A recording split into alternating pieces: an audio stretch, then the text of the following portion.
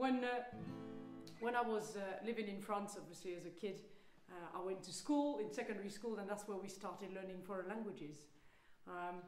And I was really looking forward to learning English, because we had all these songs on the radio in English, and I couldn't wait to understand what they meant. So when I started English, it was like, yes, you know, I just really loved it.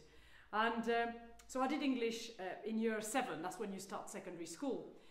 And then in the curriculum, that was true in every single school in France, they had what they called compulsory options.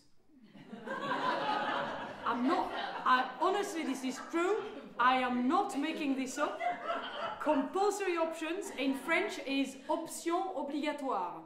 And that's exactly what they were called. They were part of the timetable. And these were, after 2 years of secondary school. So that's when you started year 9, you know, when you were about 13 or 14.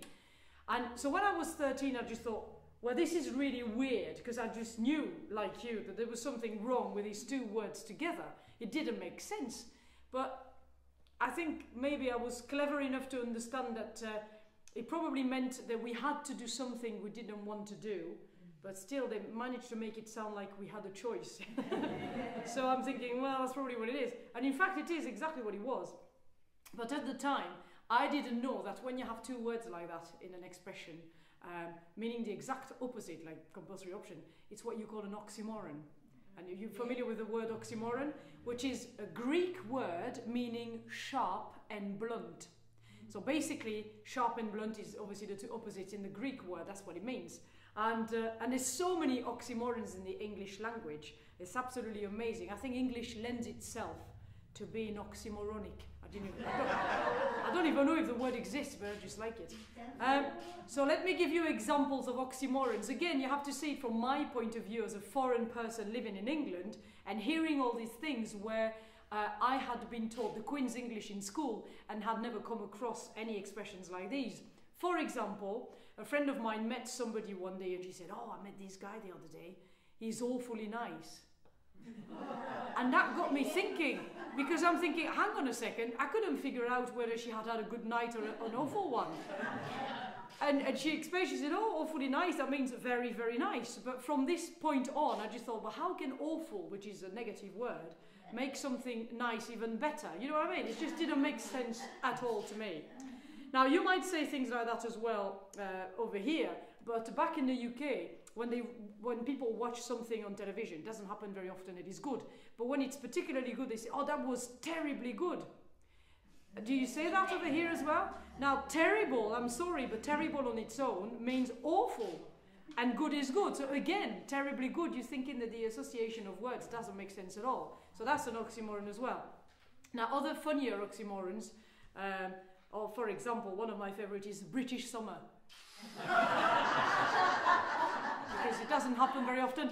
Although it did last week apparently, but that's about it. It's going to last 3 days and that's it's gone. I've had people sending me oxymorons via email, and one of the favourite one is Microsoft Works. It's a good one if you're on computers a lot.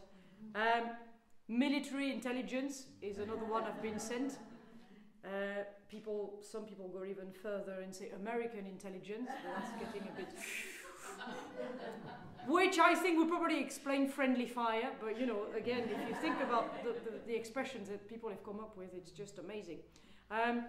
One of my favourite oxymorons is an expression that I've heard loads of people use, and they didn't realise that they were using an oxymoron. Now then. I think this is brilliant. Now then is just my favourite. It's fantastic. Because I can understand now and then, that's fine. I can, but now then on its own, I think it's hilarious. I think it's brilliant. But anyway, to go back to my compulsory option, because I haven't forgotten my thread. What it meant was that on top of the language we had already started when we started secondary school, we had to start another language. So in my school, there were 3 possible options. There was German, there was Italian, and there was Spanish. So the 3 options were there. It was compulsory to choose one of them. So there you go, compulsory option.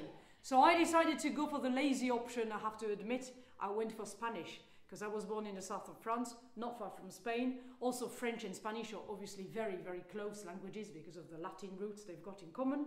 I could have gone for Italian as well, but I just went for Spanish. And I learned this song in one of the classes that we had at the time. I was about 13 or something. And I really love this song from the start. It's a song that belongs to the South American tradition. And the song is called La Martinana. And the message in the song is that if somebody that you love dies, you shouldn't cry for them, but instead, if you sing them a song, they will live forever. And I really like this idea, the power of music, of bringing people together. So I like to sing the song for you. The chorus of the song, if you feel like singing in Spanish with me, but if you don't worry, but at least you'll know what the chorus says. The chorus goes, Ya no llores no, ya no llores no. Now don't cry, now don't cry. Porque si lloras me muero, because if you cry, I die. En cambio, si tú me cantas, however, if you sing for me, yo siempre vivo y nunca muero, I live always and never die. So there you go, the song for you. Niña, cuando yo muera, no lloras sobre mi tumba. Cántame un son ismeño, ay mamá, cántame la zandunga. Si quieres que yo te quiera, si quieres que te recuerde, cántame un son ismeño, ay mamá, esos que nunca mueren. Ya no llores no, ya no llores no, porque si llora me muero. En cambio si tú me cantas yo siempre vivo y nunca muero.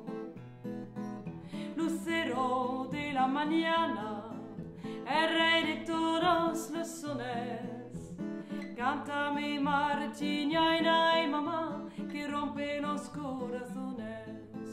Si quieres que yo te quiera, si quieres que te recuerde, cántame un son ismeño, ay mamá, esos que nunca mueren.